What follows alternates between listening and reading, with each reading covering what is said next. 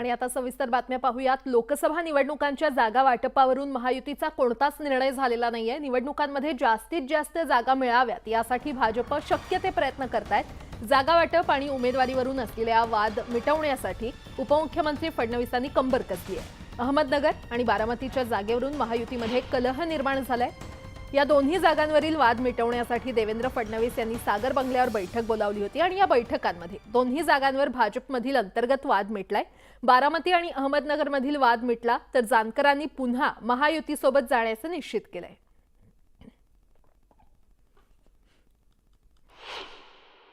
निष्ठावंत, घरंदाज आणि खानदानी भारतीय जनता पार्टीचा कार्यकर्ता असल्या कारणाने शेवटी पक्षाने नेतृत्वाने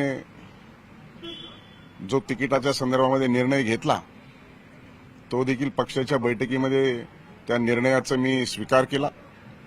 प्रमुख दावेदार उमेदवार असून देखील त्या निर्णयाचं स्वागत केलं आणि या संदर्भामध्ये यशस्वी मध्यस्थी केली असं म्हणावं लागेल।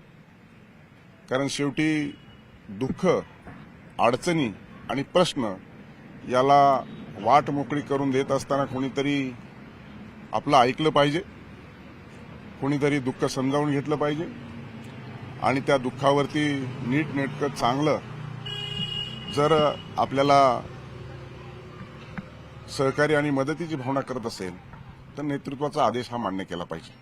पक्षीय पातळीवरती सर्व वाद हे संपुष्टात आलेले आहेत। माननीय उपमुख्यमंत्री देवेंद्रजी फडणवीस साहेब यांनी त्यासाठी महत्वाची भूमिका बजावलेली आहे आणि मला वाटतं की पक्षीय पातळीवरचे वाद आमचे संपुष्टात आलेले आहेत। वैयक्तिक मतभेदाचे असले तरी ते निवडणुकीमध्ये काढायचे नसतात। महादेव जानकरांची महायुतीसोबत दिलजमाई झाली आहे, कारण वर्षावरील महायुतीच्या बैठकीत महादेव जानकर उपस्थित होते। बैठकीनंतर आपण महायुतीतच होतो असं म्हणत जानकरांनी आपली भूमिका स्पष्ट केली। दरम्यान महायुतीमध्ये एक जागा महादेव जानकर यांच्या रासपला दिली जाणार आहे। दरम्यान जानकर शरद पवारांच्या भेटीगाठी घेत होते। त्यांनी अनेकदा आपली नाराजी बोलून दाखवली, मात्र वर्षावरील बैठकीनंतर लोकसभा निवडणुकीसंदर्भात जानकरांनी आपली भूमिका स्पष्ट केली। दरम्यान जानकरांना परभणी मतदारसंघाची जागा दिली जाणार असल्याचं बोललं जातंय। त्यांच्यासमोर आमची मीटिंग झाली आणि त्यातून त्यांनी सांगितलं की महायुतीमध्ये एक राष्ट्रीय समाज पक्षाला एक लोकसभेची जागा देण्यात येईल। आता ती कुठली जागा देईल ती हे तिघं ठरवतील, त्याबद्दल आत्ताच भाष्य करणं योग्य नाही।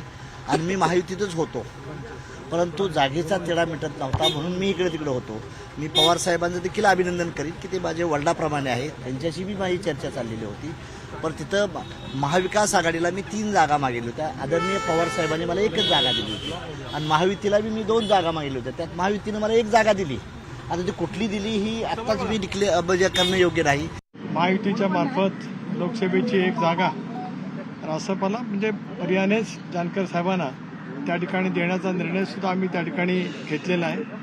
योग्य वेळेला म्हणजे 2-3 दिवसातच ज्या वेळेला आम्ही एकंदरीत महायुतीचं जागा वाटप जाहीर करू त्यावेळेला त्यांच्या संदर्भातली सुद्धा जी भूमिका आज आम्ही त्या ठिकाणी घेतलेली आहे, त्यामुळे कुठला जागा, कुठला मतदारसंघ वगैरे या संदर्भातला तपशील हा नंतरच त्या ठिकाणी जाहीर केला जाईल।